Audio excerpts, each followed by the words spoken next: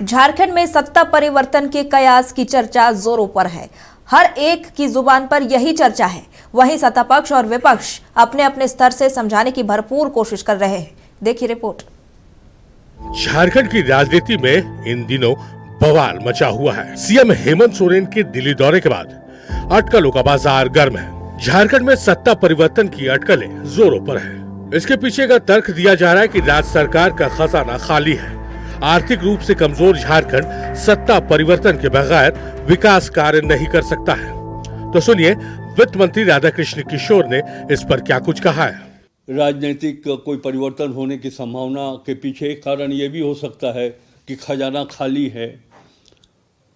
तो थोड़ा सा इस पे गौर करिए कि क्या वो राजनीतिक परिवर्तन से भारत सरकार जब पैसा देना शुरू कर देगी तब तो ये प्रमाणित हो जाएगा कि चूंकि सरकार उनकी नहीं थी इसलिए वो सहयोग नहीं कर रहे थे। राजनीतिक परिवर्तन होते ही वो पैसा आने लगा। कहाँ उनकी नैतिकता रह जाएगी? यद्यपि इस मामले में दूर दूर तक कोई सच्चाई नहीं है। झारखंड सरकार की मंत्री दीपिका पांडे ने भी उसके लिए विपक्ष को जिम्मेदार ठहराया है। उन्होंने कहा है कि ये प्लांटेड खबर है जो बीजेपी द्वारा चलाई जा रही है। हेमंत सरकार को अपदस्थ करने और गठबंधन को कमजोर करने के लिए ये अफवाह है। एक बहुत सशक्त मैंडेट और मैं कह सकती हूँ एक तरफा मैंडेट महागठबंधन को इस राज्य में मिला है और इस तरीके से यहाँ पर अफवाह फैला के जो प्रयास किए जा रहे हैं मुझे लगता है ये बहुत गलत है। इससे गठबंधन को कमजोर करने का जो प्रयास और षड्यंत्र भाजपा कर रही है वो सफल नहीं होंगे। हम लोगों के माननीय मुख्यमंत्री जी ने भाजपा के षड्यंत्र के सामने घुटने कभी नहीं टेके। जो व्यक्ति इस राज्य के हित में, इस राज्य की जनता की भावना का सम्मान करने के लिए जेल जाना मंजूर कर सकता है, वो व्यक्ति भाजपा के इस तरह के षड्यंत्र और प्रपंच में नहीं आने वाले हैं। खैर, सत्ता परिवर्तन के अटकलों के बीच एक नया ट्विस्ट तब आया जब झारखंड मुक्ति मोर्चा के महासचिव सुप्रिय भट्टाचार्य ने एक उलझा हुआ बयान दे दिया है। कहा कि गठबंधन के नेताओं के लिए आत्मगिलानी का समय है। गठबंधन की समीक्षा जरूर होगी लेकिन सहयोगी दल डरे नहीं। ये आत्मगिलानी का समय है उनके लिए बिहार पे चुनाव। एक बांग्ला में कहावत है ना, ठाकुर घोड़े के आमी तो कोल्ला खाई नहीं। मतलब माँ पूछती है कि भगवान के कमरे में कौन गया था, तो जो शैतान बच्चा होता है वो पहले ही डिक्लेयर करता है हमने तो केला नहीं खाया। तो ये उनकी आत्मग्लानि है। लेकिन हम बड़े दिल के लोग हैं। हमने चुनाव पूर्व गठबंधन किया है और हमको यदि कुछ बातें करनी है तो मीडिया के माध्यम से नहीं करेंगे। हमको मालूम है उनके नेताओं का जो